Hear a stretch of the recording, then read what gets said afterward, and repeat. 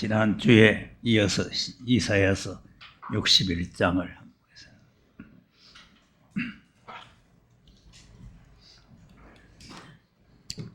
보겠습니다. 1절입니다. 시작. 주 여호와의 신이 내게 임하였으니 이는 여호와께서 내게 기름을 부으사 가난한 자에게 아름다운 소식을 전하게 하려 하심이라. 나를 보내사 마음이 상한 자를 고치며 포로된 자에게 자유를, 갇힌 자에게 노임을 전파하며 여호와의 은혜의 해와 우리 하나님의 신의 날을 전파하여 모든 슬픈 자를 위로하되 무릇 시온에서 슬퍼하는 자에게 화관을 주어 그 죄를 대신하며 희락의 기름으로 그 슬픔을 대신하며 찬송의 옷으로 그 근심을 대신하시고 그들로 의나무 곧 여호와의 심으신 바 그 영광을 나타낼 자라 일컬음을 얻게 하려 하심이니라. 아멘.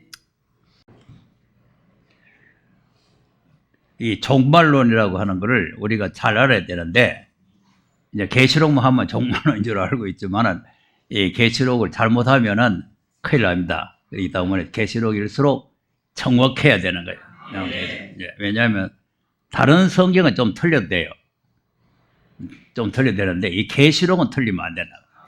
그렇기 때문에 정확하게 깨달아야 되는데, 자, 항상 1절을 다시 설명한다 그랬죠? 그러니까 여호와의 신이 내게 임했다는 하는 것만은 그 내게라는 것은 예수 그리스도를 말하는 거죠. 그러니까 하나님께서 예수님에게 성령을 입혀서 세상에 기름을 부어서 보내셨는데, 그 보내신 이유가 뭐냐니까 가난한 자에게 아름다워서. 이 가난하다는 것은 돈 없어서 가난한 사람이 아니고 심령이 가난한 사람.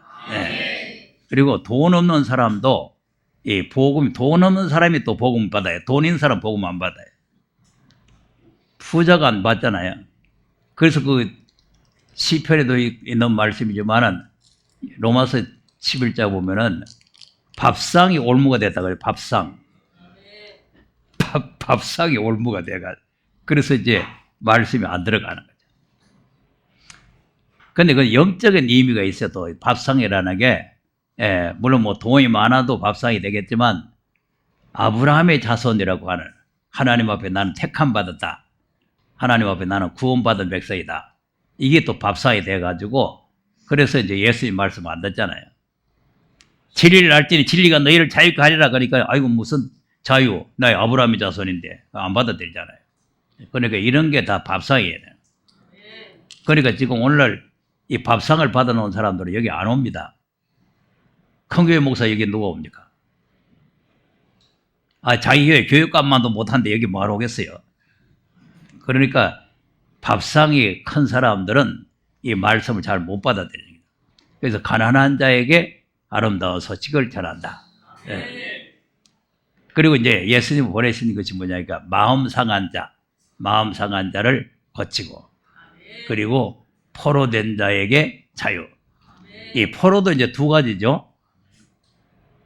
영적 포로가 있고 육적 포로가 있단 말이에요. 그러니까 이제 초림은 영적 포로에서 우리를 해방시키는 거예요. 영적 포로. 자유를 주는 거죠. 죄에서 자유를 주는 거 아닙니까? 마귀에게 포로되어 있었고 죄의 포로가 되어 있었는데 예수님께서 오셔가지고 우리를 자유를 주셨다. 그러나 왜 완전 자유가 안 됐잖아요. 왜 안 됐어요? 병들고 늙고 죽잖아요. 예수 믿는다고 하나도 달라진 게 없어요. 영혼만 달라진 거지. 육체는 이방 사람과 똑같아요. 오히려 더 육체가 더 빨리 망가져요.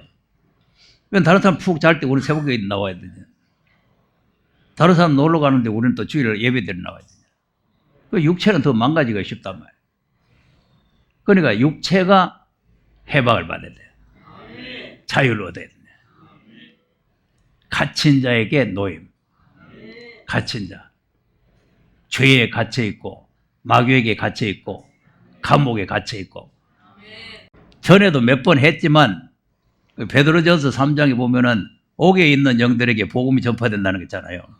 그게 지금 신학적으로 난제거든요.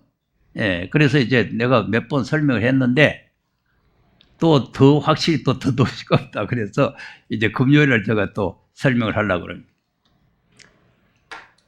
그 내용을 보면은, 그것을, 이제, 옥에 갇힌 자에 대한 내용을 보면은, 이게 다 나오는 거예요. 옥에 갇힌 거예요. 음부에 들어가 있는 사람은 갇혀 있는 게 아니고, 오늘날 우리도 지금 갇혀 있다, 이 말이에요. 그래서 우리를 해방시키기 위해서 예수님이 오셨다는 거죠. 그러니까, 옥에도 예수님이 그들을 해방시키기 위해서 예수님이 가시는 거죠. 그러니까, 천상천하에 우리를 구원하시리는 오직 예수뿐이다. 예. 자, 그런 내용이, 그렇게 이 전체적으로 내용인데, 이걸 이제 쪼개서 이제 영적과 육적인 걸 쪼개서 2절에 설명을 하는 거죠. 2절.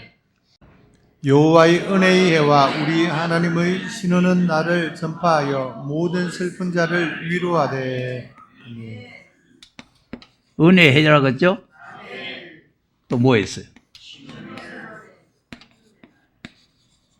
자, 그러니까 이게 두 개가 같이 붙어 있는데, 하나님의 역사는 이걸 쪼개서 하는 거예요. 그래서 이제 초림으로 오셔가지고, 여기 초림으로 오셔서 우리에게 은혜를 베푸신 거죠. 그래서 그 은혜를 받아서 우리가 여기 와 있는 거죠. 그 은혜가 아니면 우리가 여기 나올 수가 없잖아요. 하나님 섬길 수 없고. 그래서 예수님 오셔가지고 첫 번째 설교가 이거라 그랬죠? 다시 한번 봅시다. 누가복음 4장. 예수께서 그 자라나신 곳 나사렛에 이르사 안식일에 자기 규례대로 회당에 들어가사 성경을 읽으려고 서심해. 선지자 이사야의 글을 들이거늘 책을 펴서 이렇게 기록한 데를 찾으시니 곧 주의 성령이 내게 임하셨으니 이는 가난한 자에게 복음을 전하게 하시려고 내게 기름을 부으시고 나를 보내사 포로된 자에게 자유를 눈먼 자에게 다시 보게 함을 전파하며 눌린 자를 자유케 하고. 네. 요게 이제 1절에 이제 아까 61장 1절을 18절에서 다 읽었어요.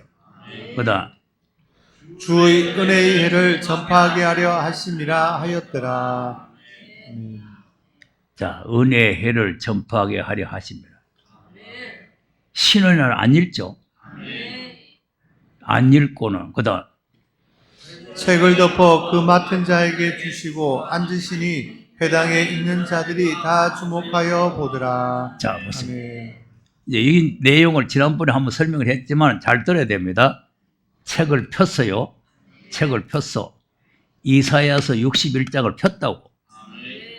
이게 뭐냐면은 은혜의 해가 오늘부터 열린다 이 말이에요. 오늘부터 예수님 읽었잖아요. 예수님이 이제 공생애를 시작하잖아요. 그 앞에 보면은 40일 금식하고 와가지고 첫 번째 설교가 이거요. 40일 금식하고. 그러니까 이제 사생활 30년 하고 공생에 들어가기 전에 40일 금식하고 그리고 첫 번째 설교를 하는 거라네. 그런데 이 책을 폈다. 예. 이걸 펴고 그 다음에 신의 날은 안 읽고 책을 덮었다 이거예요. 신의 날은 안 읽고 덮었다. 그게 무슨 말이냐면은 은혜는 오늘부터 열리는데 신의 날은 아직 안 열린다 이거죠. 덮어놨. 그것이 봉안책이에요. 복에난. 자, 그래 놓고는 예수님이 무슨 말을 그다음 이에 예수께서 저희에게 말씀하시되 이 글이 오늘날 너희 귀에 응하였느니라 하시니. 네. 아멘. 이 글이 뭐예요? 이 글. 요 글. 은혜해가 여러분에게 오늘부터 이루어집니다. 이랬단 말이에요. 그러면은 모두가 다 아멘이 나와야 될 거 아니에요. 아멘이 나와야 되는데 뭐가 나왔거든.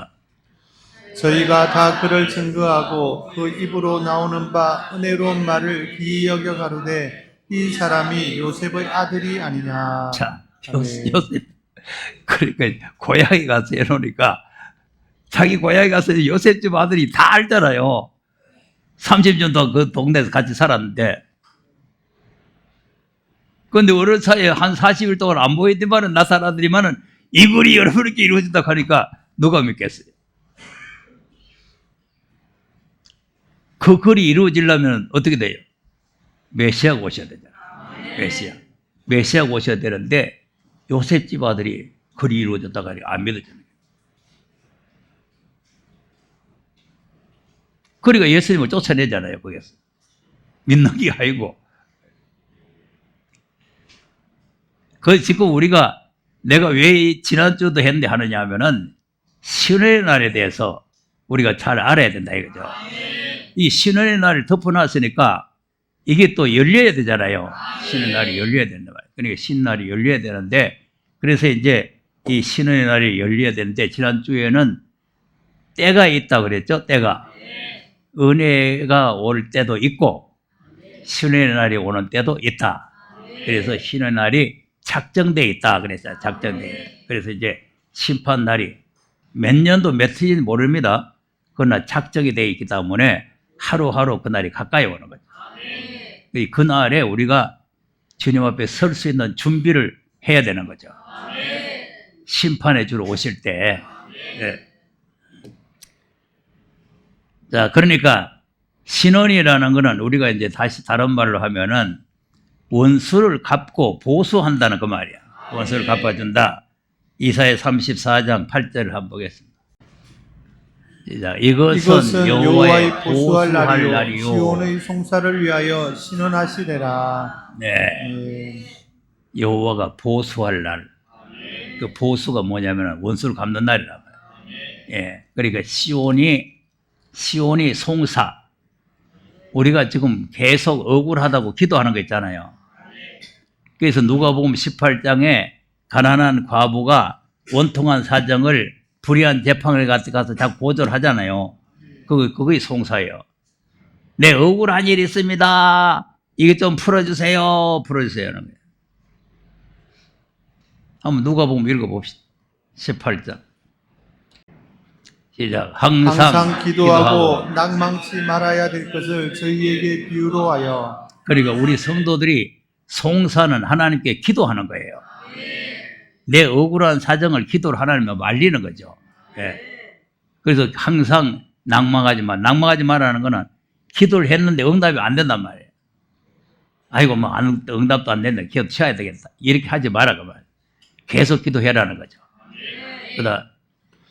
가라사대 어떤 도시에 하나님을 두려워 아니하고 사람을 무시하는 한 재판관이 있는데 그 도시에 한 과부가 있어 자주 그에게 가서 내 원수에 대한 나의 원한을 풀어주소서 하되. 자, 이 원한을 갚아달라는 게 신원이라는 거예요. 억울한 원한, 이 신원이죠. 그다음.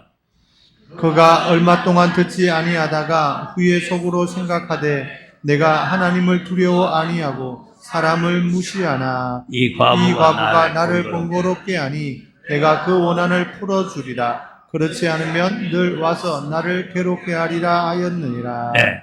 아멘. 이제 비유죠, 비유. 예수님이 이제 비유로 하는 건데, 이제 불의한 재판관이 그 여자가 와서 자꾸 괴롭게, 그럼 괴로우니까 막 풀어줘야 되겠다. 이제 이렇게 생각을 했다는 거 아닙니까? 그 말을 하면서 그 다음. 주께서 또 가라사대 불의한 재판관이 말한 것을 들으라. 하물며 하나님께서 그 밤낮 부르짖는 택하신 자들의 원한을 풀어주지 아니하시겠느냐. 저희에게 오래 참으시겠느냐. 자, 아멘. 그 불의한 재판관에 와서 그 여자가 호소하는 그 원한을 풀어달라고 하는 그 사건을 가지고 택한 자, 밤낮으로 부르짖는. 택한 자들이 밤낮으로 부르짖는 그 원한을 풀어주지 아니하시겠나? 그럼 안 해하시겠나 하는 거는 안 한단 말이에요. 해준단 말이에요. 네, 해주신다. 반드시 해주신다.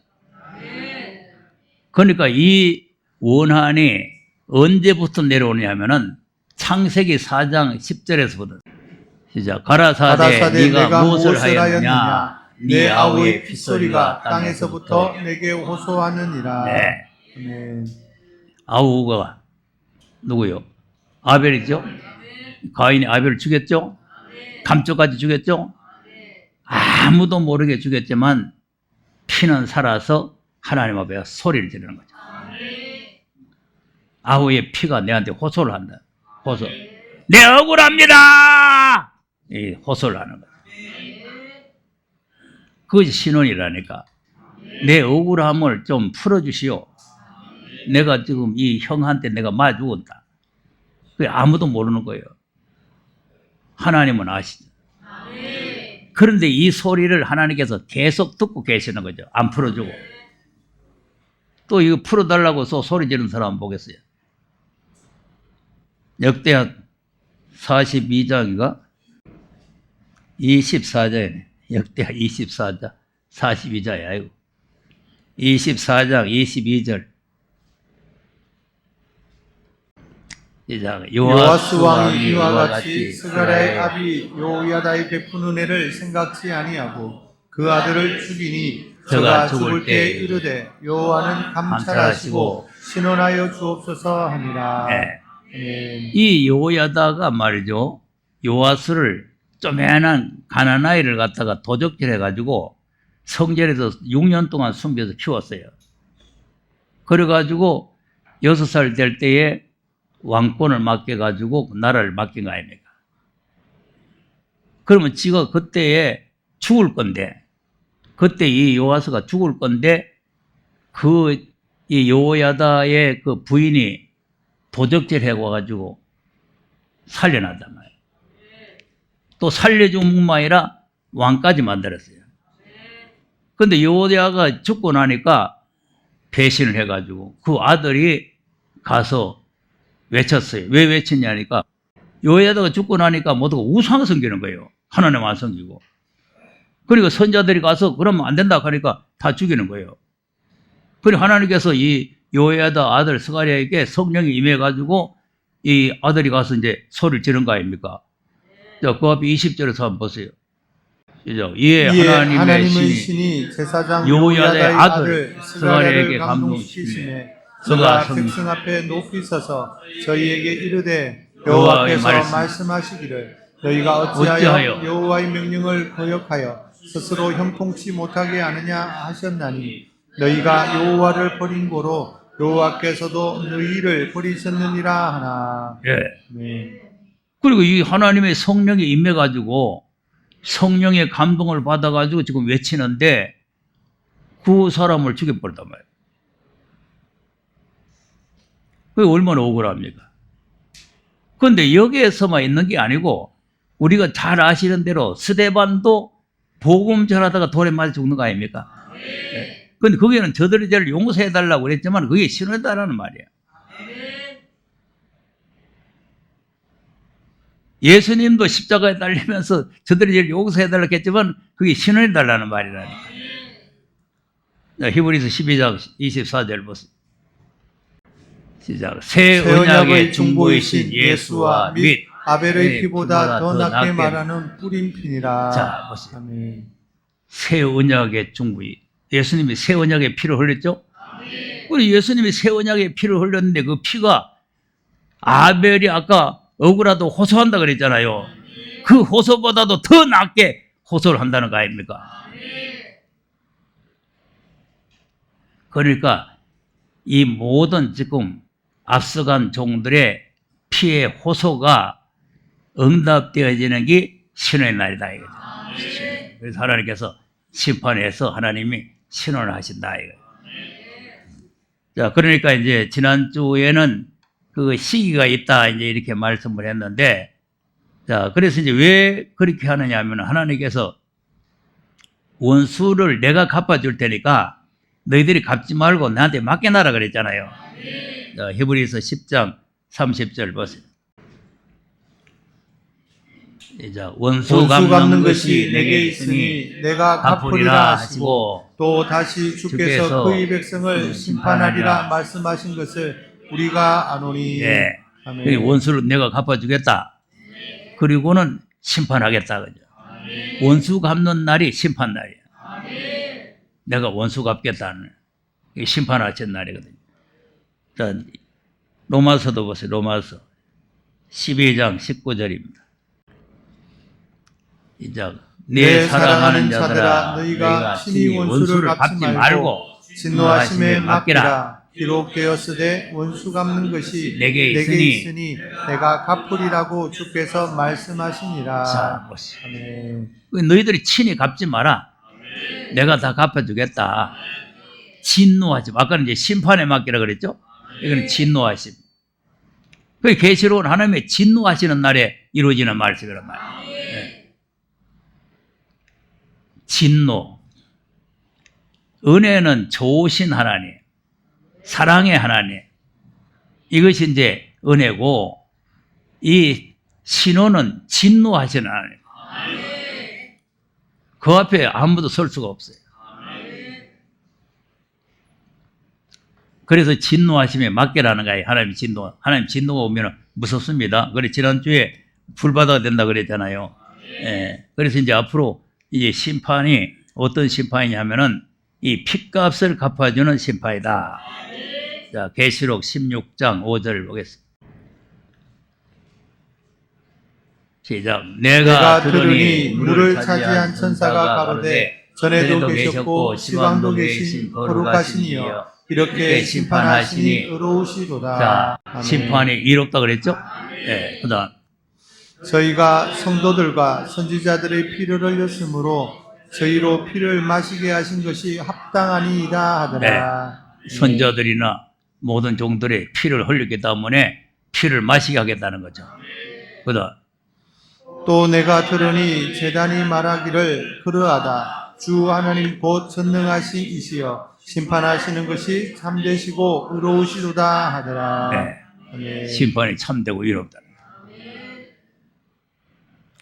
피를 흘린 이 악당들을 하나님께서 심판하는 거죠. 이게 신원이라. 원수를 갚아주는 거죠. 자, 18장 20절도 보겠습니다. 자, 6장에는 신원해 주시오 이렇게 호소하는 거고, 이 18장은 신원을 했다 이렇게 하는 거죠. 시작. 하늘과 성도들과 사도들과 선지자들아 그를 인하여 즐거워하라. 즐거워하라. 하나님이 너희를 신원하시는 신원하시는 심판을 그에게 하셨음이라 하더라. 네. 아멘. 심판했죠? 심판 끝나버렸어요. 그리고 신원하시는 심판을 했다. 자, 19장 2절도 보겠습니다. 시작. 그의 심판은 참되고 의로운지라 음행으로 땅을 더럽게 한 큰 음녀를 심판하사 자기 종들의 피를 그의 손에 갚으셨도다 하고. 네. 아멘. 피를 갚은. 피 흘림 당한 그 억울함을 갚는 게 심판이라니까. 그게 신원의 날이란 말이에요. 자, 요엘서 3장 19절도 한번 보겠습니다.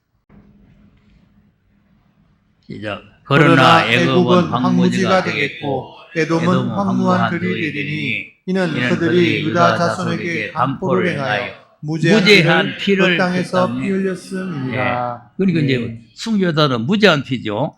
네, 아무 죄 없이 복음 전하다가 죽임을 당하고, 그 아벨도 아무 죄 없는데 죽임을 당하고, 뭐 전부 다 스데반도 아무 죄 없는데 죽임, 다 이제 무죄한 피란 말이죠. 그다음 유다는 영원히 있겠고 예루살렘은 대대로 있으리라. 내가 전에는 그들의 피 흘림 당한 것을 갚아주지 아니하였거니와 아니하였거니와 이제는 갚아주리니 이는 나 여호와가 시온에 거함이니라. 네. 지금까지는 안 갚아줬는데 이제 갚아주겠다는 거예요. 예, 그러니까 이제 은혜 때는 뭐 신원하고 뭐 원수 갚고 하는 게 아니에요.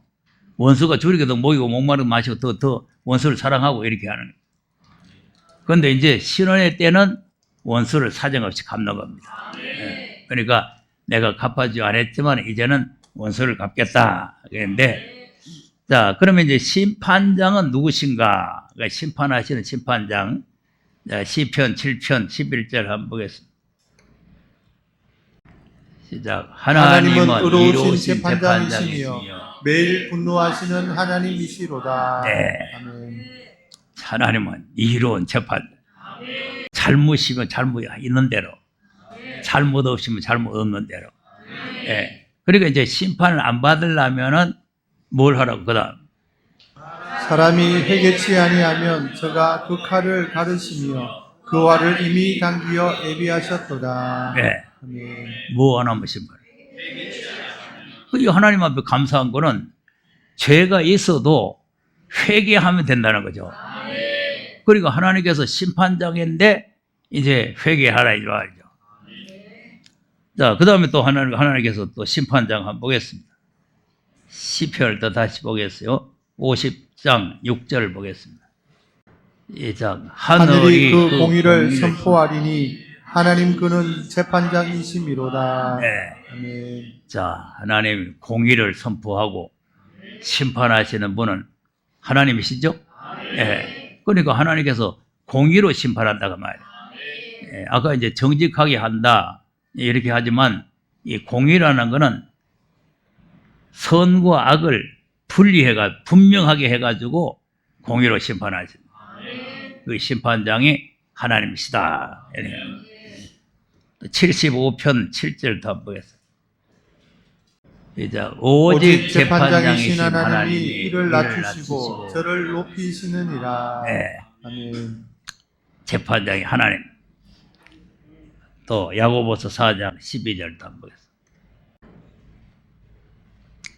시작. 입법자와 재판자는 오직 하나이시니 능히 구원하기도 하시며 멸하기도 하시느니라. 너는 누구간데 이웃을 판단하느냐. 네. 아멘. 입법자 법을 세우는 보이죠? 예, 그리고 재판자는 한 분이시다. 그분은 구원하시기도 하고 멸망시키기도 하고. 그게 하나님 아버지예요. 하나님 아버지. 이 법을 세우려면 하나님 아버지가 세우지 예수님이 세우는 게 아니에요. 그래서 하나님이 법을 세워가지고 예수님에게 주는 겁니다. 예수님이 이 법을 줘요. 왜 주느냐 하면은 심판을 하나님이 직접 안 하시고 예수님에게 맡겨요. 왜 예수님에게 맡기냐면은 예수님이 우리의 죄를 대속했잖아요. 이 큰 일을 했기 때문에 우리 죄를 대속하는 큰 일을 했기 때문에 네가 가서 심판해라. 네가 이 심판을 맡기는 거죠. 그래서 이 봉안책을 받을 사람이 아무도 없었는데 예수님이 받잖아요. 이 책이 뭐냐면은 심판의 책이란 말이에요.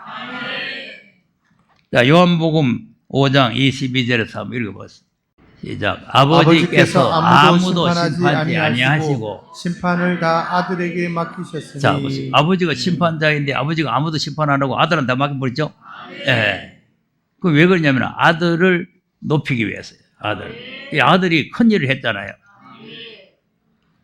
아버지의 명령을 따라와가지고 인류의 우리 죄를 대속해서 십자가에서 죽으심을 당하고 부활하신 분 아닙니까?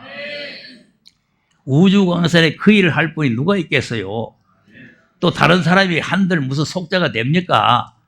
죄 없는 예수님이 속죄를 해야 되지 사람이 몇천 명 죽어봐야 속죄가 안 됩니다.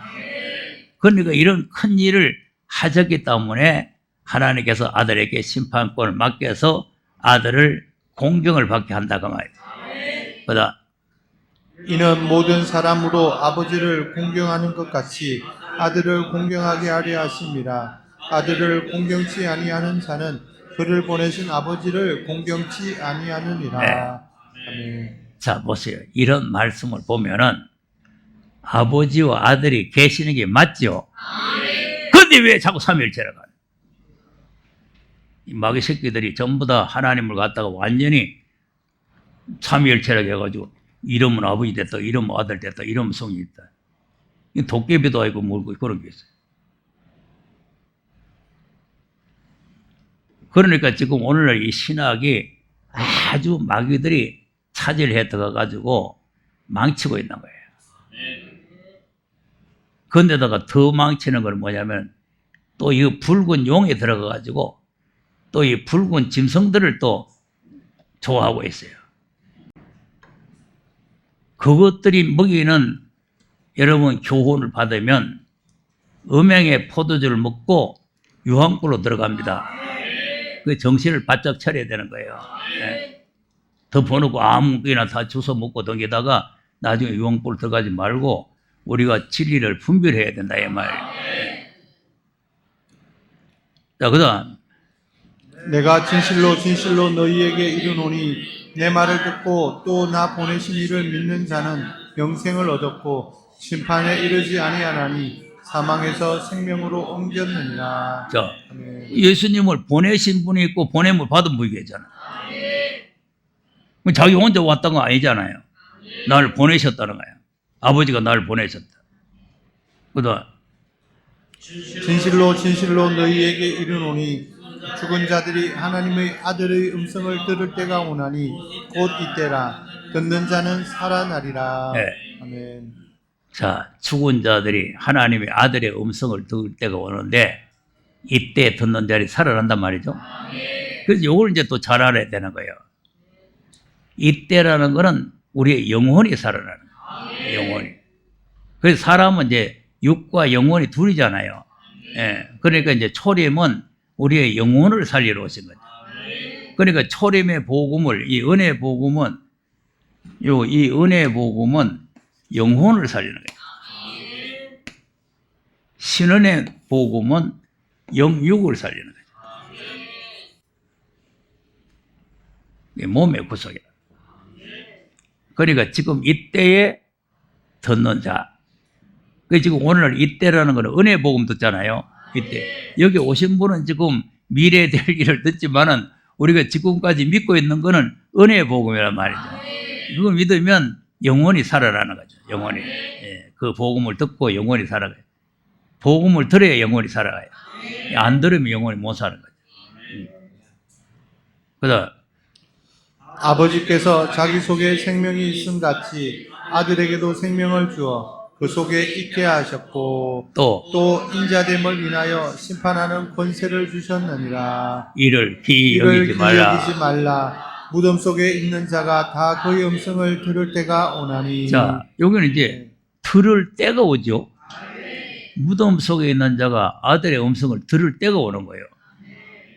그러면 이때 듣는 말씀은 뭐냐면 은혜의 말씀이고, 들을 때가 오는 말씀은 아직 안 전해졌는 미래에 전해질 말씀이죠. 미래. 들을 때가 온다 그랬으니까.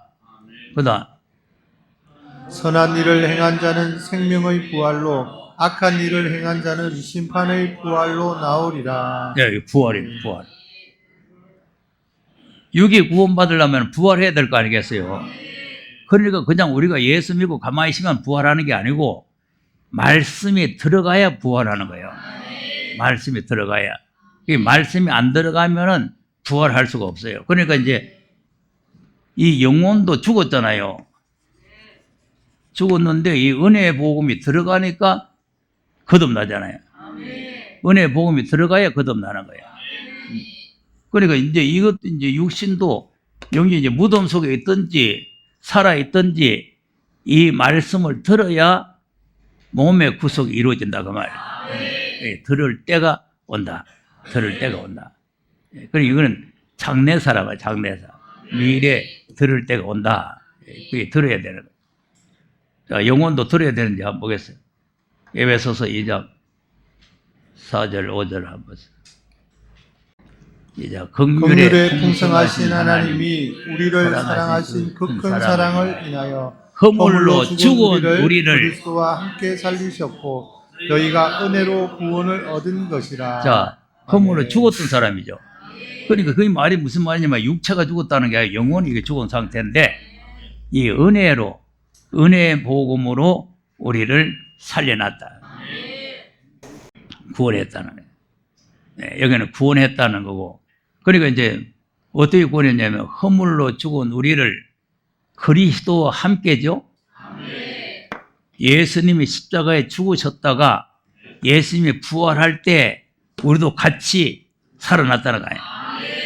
그래서 내가 예수를 그리스도라고 믿지 않으면 거듭나지도 못하고 생명이 없다는 거 아닙니까?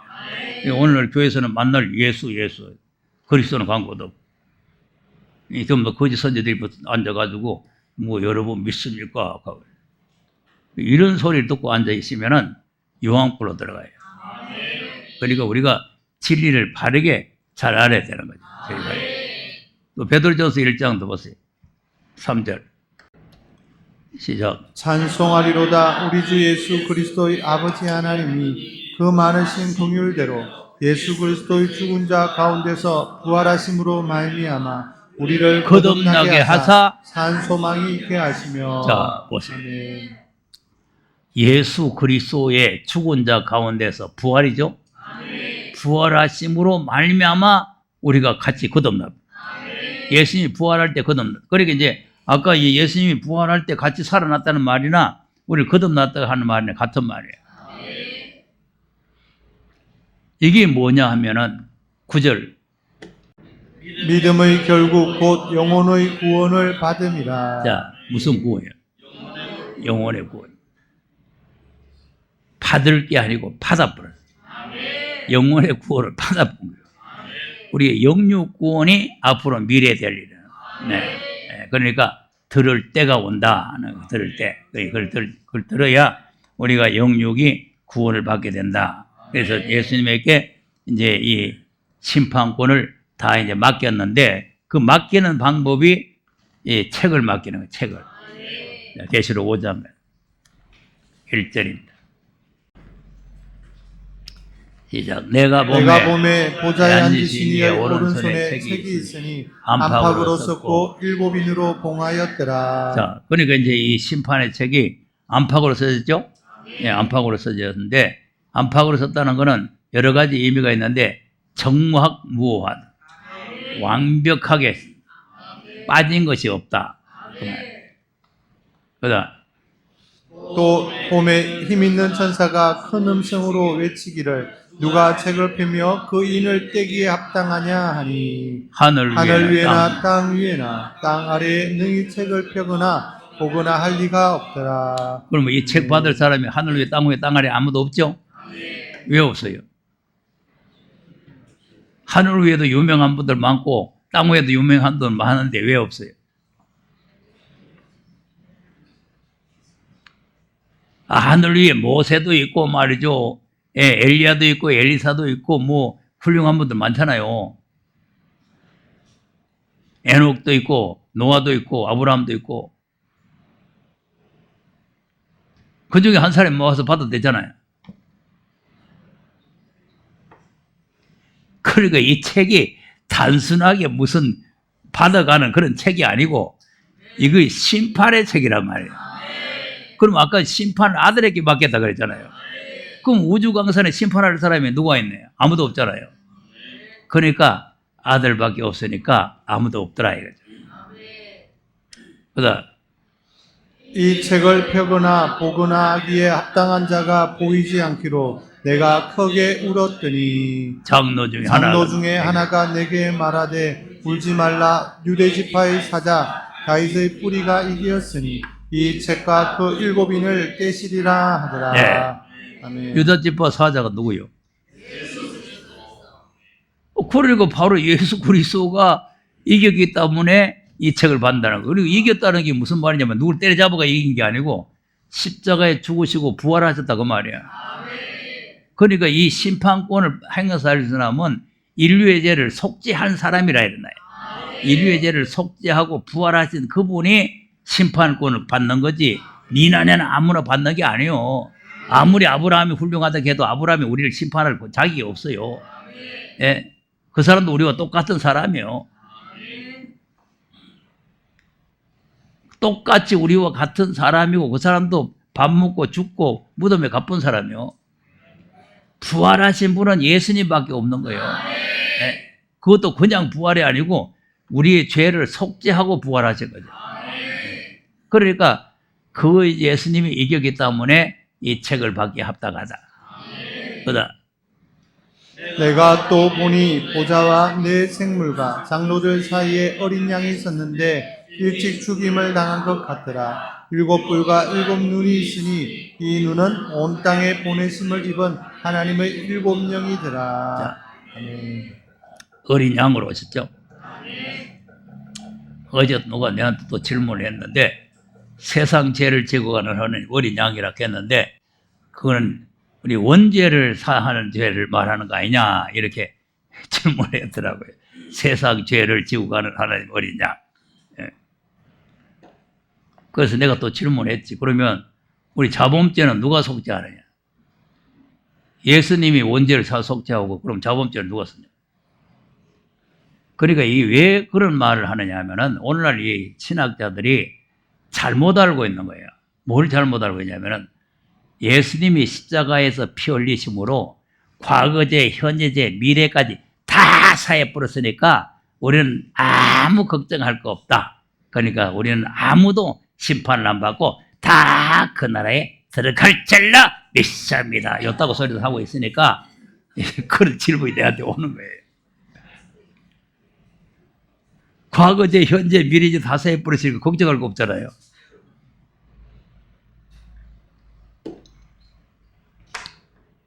예수님의 속죄 능력은 그게 맞습니다. 맞는데 무조건 가만히 있어도 다 속죄해 주는 게 아니잖아요. 네. 그러니까 그 죄라는 걸 우리가 잘 알아야 된단 말이죠. 알아야 된다.